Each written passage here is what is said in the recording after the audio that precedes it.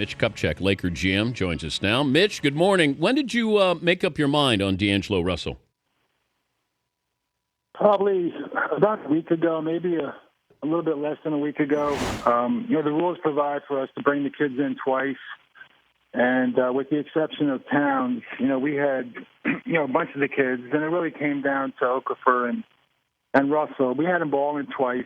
And the second workout, we were pretty confident that he was going to be the guy. Of course, you don't really know, until a day or so before, and then anything can still change with the dynamics of this league. But we had a pretty good feel then. Any trade offers for the number 2 pick? Yes.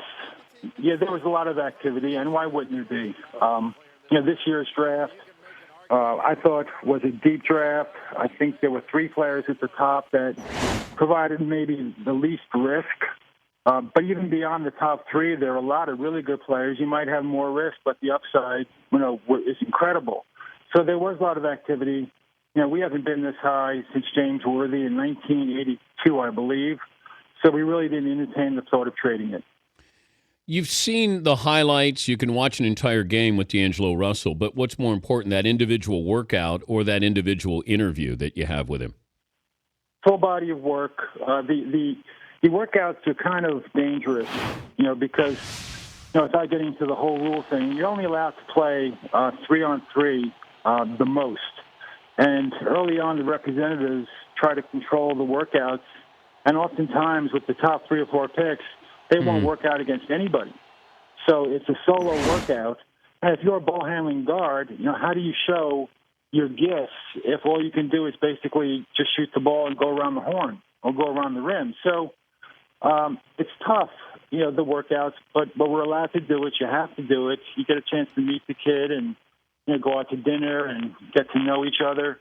But the most important thing is really watching them play, throughout the college season. Is there any tell at dinner? Like, are you watching for body language? If he initiates conversation, what you talk about, is it going to be all basketball all the time? Is he talking politics or whatever? What are you listening for? Yeah, we watch everything. I mean, we don't have, a trained professional in the room, writing a report, and analyzing, body movement and, twitching and blinking and stuff like that. But, you get to a certain point in life, you have a pretty good feel, for meeting with somebody for the first time. And, if you've raised a family, you kind of know kids. And, so you do get a pretty good feel. And it's not just myself. It's 3 or 4, other people. And, for example, with the kids we brought in, one night they would meet with me and my staff. And then the next night they would meet with Byron Scott and the coaching staff. So you kind of put it together and you huddle up the next day, and you have a pretty good feel. Talking to Mitch Kupchak, Laker GM, joining us, Dan Patrick Show.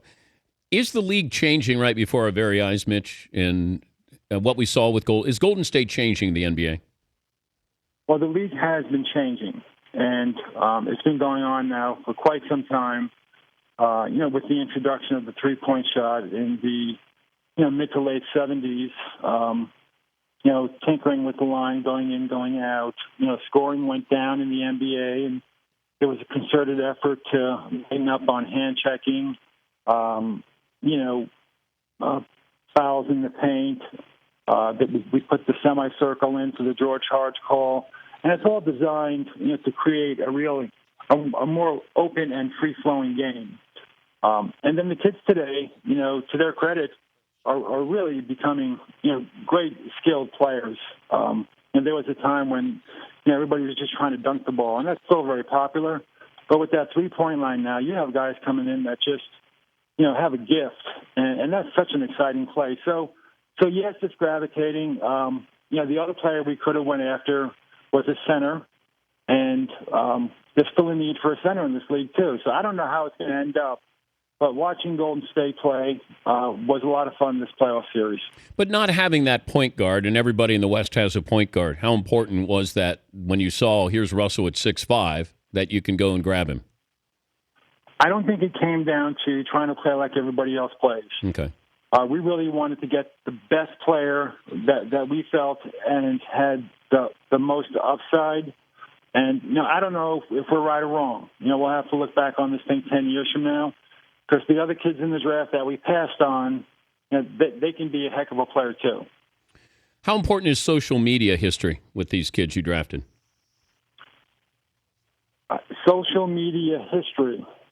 I think that's the first time I've heard that expression. Well, researching Facebook or, Instagram or Twitter, those kind of things. Do the kids do it?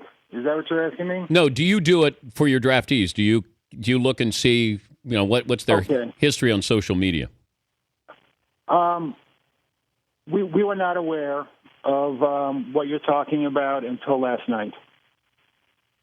So, there's a lot going on with social media. There are thousands of players in the world, hundreds that are eligible for the draft. And maybe it's something that we could pay more attention to going forward. But I think what you're referring to about our draft choice last night, we found out about it last night. Oh, you found out? Okay, so Larry Nance Jr., that back in May of 2012 had a tweet, "Gee, I sure hope Kobe keeps his hands to himself in Denver this time, hashtag rapist." You didn't know about that prior to drafting Larry Nance Jr.? That is correct. After you found out, what did you do? I had a conversation along with our public relations director with Larry Nance Jr., and he was incredibly apologetic. Clearly, years ago, doesn't give anybody an excuse. You're always accountable for the things you do and say. Probably the biggest day in his life, ended up on a really bad moment, and that's the end of it. As far as I'm concerned. But can you put him and Kobe in a room? Is that, to put it to bed, it's got to be put to bed by Kobe, doesn't it? I'm sure it'll be addressed at some point. And if I know Larry Nance Jr. and the family, it will be addressed. You said before, I'm going to paraphrase, that Kobe gave you an indication that this would be his last year. Is that fair? Well, when we signed him, which was about a year and a half ago to a 2-year extension, the understanding was that was it. He's going to finish out that year and play 2 more years. Is there any chance, though, that he's going to look around and go, why would I want to walk away from this? Now I got a fun team around me. I would. That would be great. The way you just put it, that would mean we have, something really fun and hopefully successful. And if he looked around a year from now and chose to continue playing, then that's something that I'm sure he'd love to discuss at that point. But at this point, I think he wants to get well, get his shoulder back. I know he's on track in terms of rehabilitation, and get back to the court and play at a high level. I don't think he will play if he doesn't feel he can play at a high level, regardless of what the team looks like. I think he's going to look around, Mitch, and go, man, I got some low post guys, and I got Clarkson, and I got Russell, and man, we're going to get a free agent or two. Why would I leave this? I know, as competitive as he is, wants to be great, but Kobe could he play and still just be good, that he doesn't have to play and be great? If he's healthy, he'll figure out a way to be productive. So I think the first step really is to get him healthy, get him back on the court, get him through training camp.